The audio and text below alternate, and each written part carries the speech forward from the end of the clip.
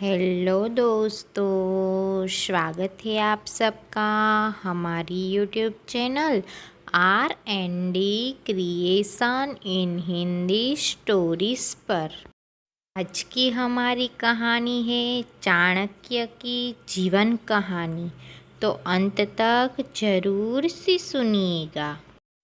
जो लोग अपने कठिन जीवन में परिस्थितियों का सामना करके सफलता के रास्ते पर चल रहे हैं, वो चाणक्य का नाम को अच्छी तरह से जानते हैं। चाणक्य का असली नाम विष्णुगुप्त है। उन्हें कौटिल्य के नाम से भी जाना जाता है। चाणक्य एक महान शिक्षक, दार्शनिक, अर्थशास्त्री, वकील, प्रधानमंत्री और राजनयिक थे। उनकी किताब अर्थशास्त्र ने भारतीय राजनीति और अर्थशास्त्र की नींव रखी। इसलिए चाणक्य द्वारा लिखी गई अर्थशास्त्र को चाणक्य नीति कहा जाता है और चाणक्य को भारत में मैकियावेली कहा जाता है। मौर्य साम्राज्य के उदय से पहले उत्तर भारत नंदों के अधीन में था। एक सक्षम राजशाही के अभाव के कारण लुटेरे नंद लोगों का शोषण करते थे। ऐसे लुटेरे नंदों को निकालकर मौर्य साम्राज्य की स्थापना करने में चाणक्य का बहुत बड़ा हाथ है। चाणक्य ने चंद्रगुप्त और बिंदुसार दोनों के लिए प्रधानमंत्री और राजनयिक सलाहकार के रूप में काम किया। चाणक्य का जन्म 371 ईसा पूर्व में तक्षशिला के एक गरीब ब्राह्मण परिवार में हुआ। उनके पिता चनक है और उनकी माँ चनेश्वरी है। बचपन में ही चाणक्य ने वेदों का अध्ययन किया और राजनीति के बारे में सीखा। उसके मुंह में एक ज्ञान का दांत था। ऐसी धारणा थी कि ज्ञान का दांत होना राजा बनने का संकेत है। उसकी माँ ने एक बार एक ज्योतिषी को सुनकर डर गई कि वह बड़े होकर राजा बन जाएगा और राजा बनने के बाद मुझे भूल जाएगा। तब चाणक्य ने अपने ज्ञान का दांत तोड़ दिया और अपनी माँ को वचन दिया कि माँ, तू चिंता मत कर, मैं अच्छी तरह से तेरा ख्याल रखूँगा। चाणक्य की शिक्षा तक्षशिला में हुई। वह देखने में सुंदर नहीं था। उसके टूटे दांत, काले रंग और टेढ़े पैर को देखकर सब लोग उसका मजाक उड़ाते थे। इसलिए उसके आँखों में हमेशा क्रोध की ज्वाला जलती थी। अपनी शिक्षा पूरी करने के बाद चाणक्य ने तक्षशिला, नालंदा सहित आसपास के क्षेत्रों में एक शिक्षक के रूप में काम करना शुरू किया। चाणक्य का दृढ़ विश्वास था कि शरीर से सुंदर होने वाली महिला केवल एक रात के लिए खुश रख सकती है, लेकिन मन से सुंदरी होने वाली महिला आपको जिंदगी भर खुश रख सकती है। इसलिए उन्होंने अपने ब्राह्मण वंश में ही यशोधरा नाम की लड़की से विवाह किया। वो भी उसके तरह सुंदर नहीं थी। उसकी काली रंग कुछ लोगों को मजाक का कारण बन गया था। एक बार जब उनकी पत्नी अपने भाई के घर एक समारोह में गई, तो सभी ने चाणक्य की गरीबी का मजाक उड़ाया। इससे दुखी होकर उनकी पत्नी ने उन्हें राजा धनानंद से मिलने और उपहार के रूप में कुछ धन प्राप्त करने की सलाह दी। मगध के सम्राट धनानंद ने ब्राह्मणों के लिए पुष्पपुर में एक भोजनकूट का आयोजन किया था। वहाँ राजा धनानंद को अखंड भारत की सुझाव देकर उपहार प्राप्त करने की इच्छा में चाणक्य भी उसमें शामिल थे। लेकिन धनानंद ने चाणक्य के कुरूप रूप को देखकर उनका अपमान किया और उनकी बातों का तिरस्कार किया। तब चाणक्य ने क्रोधित होकर नंदा साम्राज्य को नष्ट कर देने की प्रतिज्ञा की। तब धनानंद ने उन्हें गिरफ्तार करने का आदेश दिया। लेकिन चाणक्य भेष में वहाँ से भाग निकले। धनानंद के दरबार से भागने के बाद चाणक्य ने अपना सिर छिपा लिया और मगध के चारों ओर घूमना शुरू कर दिया। इस दौरान वो अपने प्रतिद्वंदी धनानंद के बेटे पवबत्ता के साथ दोस्त बन गए। चाणक्य ने पवबत्ता के मन जीतकर एक शाही अंगूठी प्राप्त की और जंगल में चले गए। उस शाही अंगूठी से चाणक्य ने अपनी बुद्धि का इस्तेमाल करके 80 करोड़ सुनहरे सिक्के की कमाई की। उतने सारे सुनहरे सिक्के को जंगल में एक बिल खोदकर सुरक्षित रूप से रखने के बाद वो एक ऐसे नायक की तलाश करने चले गए जो धनानंद को समतल कर सके। चाणक्य एक ऐसी साहसी के तलाश में थे जो धनानंद के नंदवंश को जड़ से नाश कर सके। उसी समय चाणक्य ने नज़र में चंद्रगुप्त पड़ा। चाणक्य ने उसके माता पिता को 1000 सोने के सिक्के दिए और उसे अपने साथ जंगल में ले गए। वर्तमान में धनानंद के सिर को हटाने के लिए चाणक्य के पास 2 हथियार थे। यदि चंद्रगुप्त उनमें से एक था तो एक और पवबत्ता था। चाणक्य ने इन दोनों में से एक को प्रशिक्षित करने और उसे सम्राट बनाने का फैसला किया। उन्होंने उनके बीच एक छोटी सी परीक्षा रखी। इस परीक्षा में चंद्रगुप्त ने पवबत्ता का सिर हटाकर विजयशाली बन गया। अपने द्वारा रखी गई परीक्षा में विजेता होने वाला चंद्रगुप्त पर चाणक्य को गर्व था। चाणक्य ने उसे 7 साल का कठोर सैन्य प्रशिक्षण दिया। चाणक्य के मार्गदर्शन में चंद्रगुप्त एक सक्षम योद्धा बन गया। धनानंद के नंद साम्राज्य को उखाड़ फेंकने और मौर्य समाज की स्थापना करने में चाणक्य इच्छुक थे। इसलिए चंद्रगुप्त ने बिना ज़्यादा सोचे एक छोटी सेना बनाकर नंदों की राजधानी मगध पर हमला किया। लेकिन चंद्रगुप्त की छोटी सेना को नंदों के बड़े सेना ने कुचल दिया।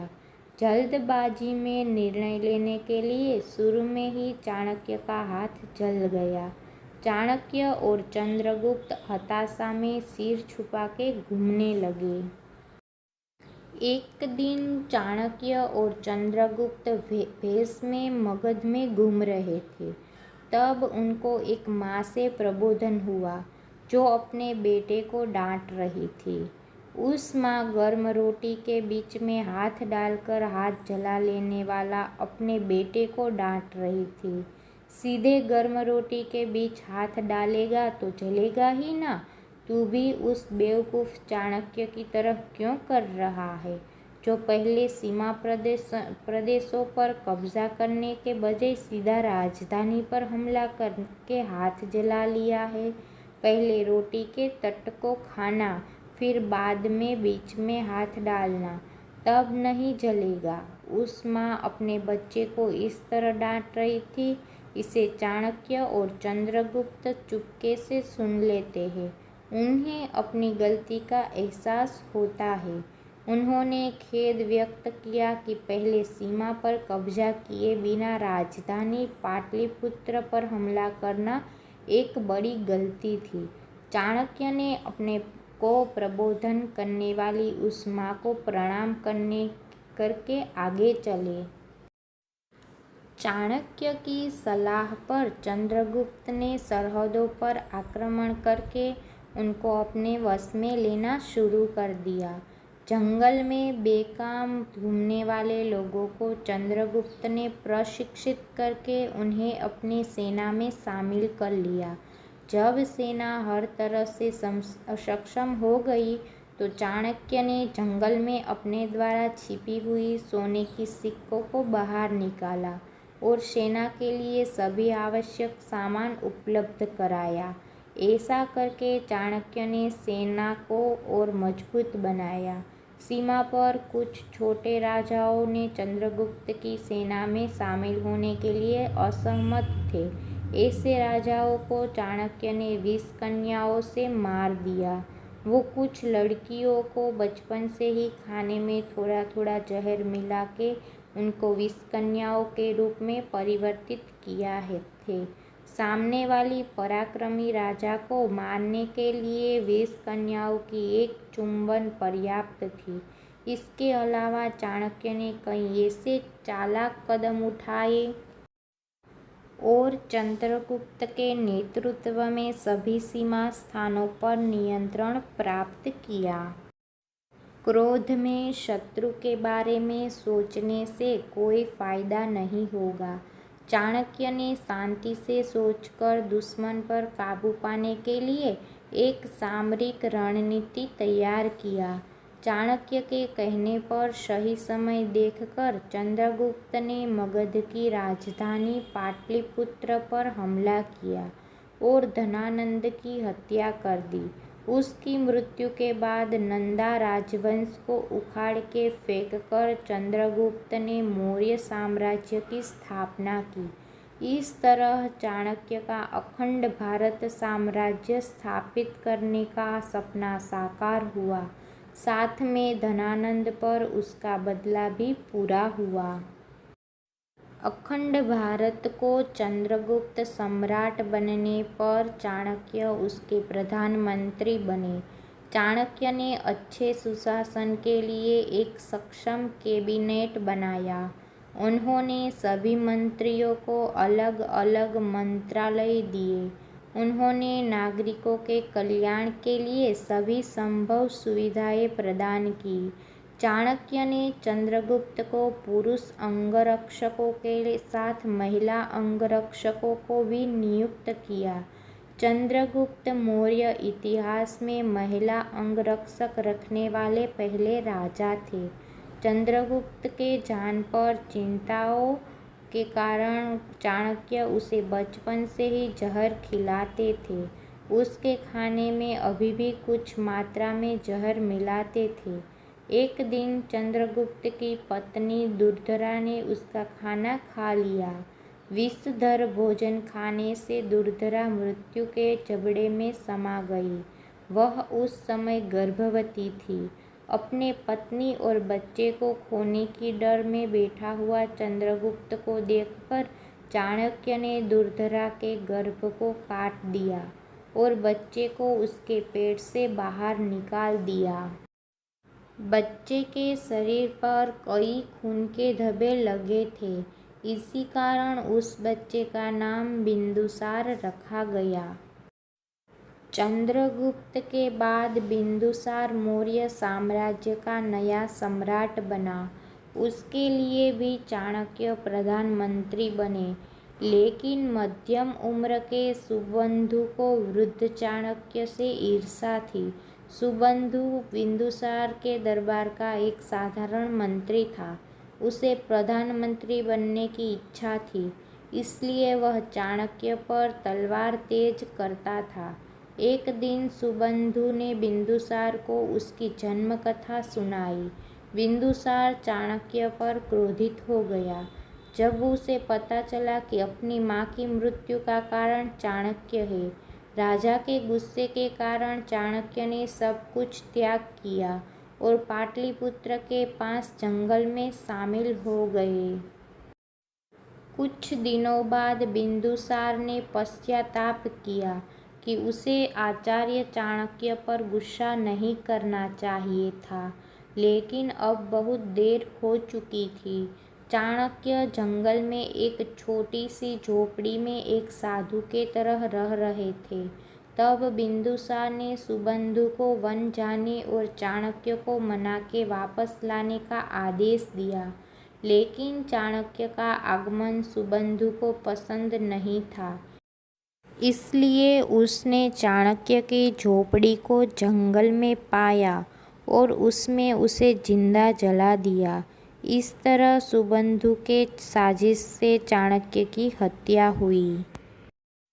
सुबंधु ने जानबूझकर चाणक्य की हत्या कर दी और अदालत में लौट आकर बिंदुसार को झूठी रिपोर्ट दिया कि अपमान के कारण चाणक्य ने आत्महत्या कर ली।